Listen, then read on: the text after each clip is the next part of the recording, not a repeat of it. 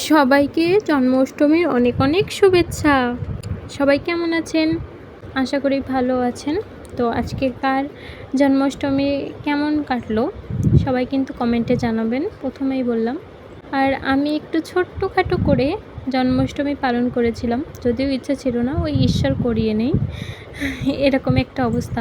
তো আমি প্রথমে পুজোটা গুছিয়ে একটু মালা গাঁথতে বসেছিলাম, তো ফুল দিয়ে, তো স্নান করে শাড়ি পরে, আর আমার মালা গাঁথতে খুব ভালো লাগে। আর যদি হয় শ্রীকৃষ্ণের জন্য তাহলে তো আরও ভালো লাগবে, এটাই স্বাভাবিক। তো সাদা ফুল আর মাধবীলতা দিয়ে মালাটা গাঁথবো ভাবছিলাম। তো শ্রীকৃষ্ণের একটা নাম মাধব, এটা তো সবাই জানেন কম বেশি, এই জন্যই মাধবীলতা ফুলটাও আমি দিচ্ছি। দেওয়া যায় কি না আমি জানি না, তো আমার মনে হলো যে দিই, এই জন্য।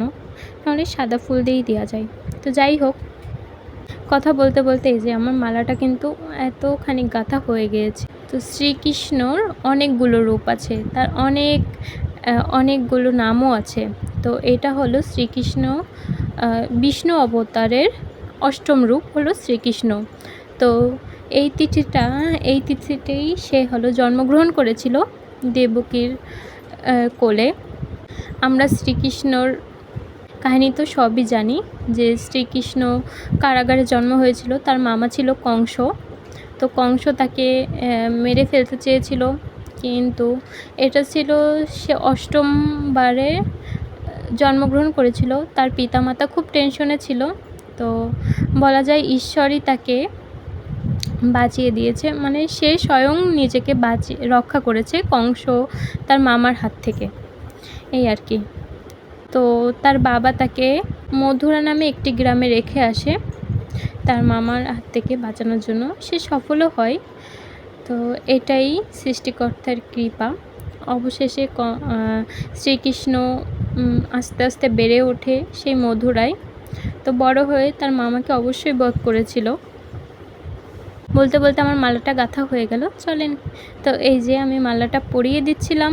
তো প্রথমে তো আমি চেষ্টা করছিলাম, পড়ে যাচ্ছিল বারবার, তো আবার নতুন করে দিলাম। এইবার ঠিকঠাক পরানো হয়েছে। তো এই যে তালের বড়া তো কৃষ্ণর প্রিয়, আর ভাদ্র মাসে তালের বড়া কৃষ্ণকে না দিয়ে আমরা খাই না। লুচি ছিল, এই একটু খিচুড়ি প্রসাদ ছিল, এই সবই দিয়ে ছোট্টখাট্টো করে পুজো করেছিলাম। সবশেষে এই যে আরতি করছিলাম। তো আসলে আমার কাছে কি নিয়ম কারণ কোনো বিষয় না, আমার কাছে ভক্তি দিয়ে পুজো করলেই সেটাই মনে হয় যে ঠাকুর তাতেই সন্তুষ্ট হয়। তো এই যে শ্রীকৃষ্ণর মুখ, মানে এরকম রূপ দেখতে কার কার ভালো লাগে। আর সবশেষে মালাটা গাঁথা কেমন হয়েছে আমাকে কিন্তু জানাতে ভুলবেন না, কেমন লাগছে শ্রীকৃষ্ণকে পড়ে। তো জয় শ্রীকৃষ্ণ, টাটা।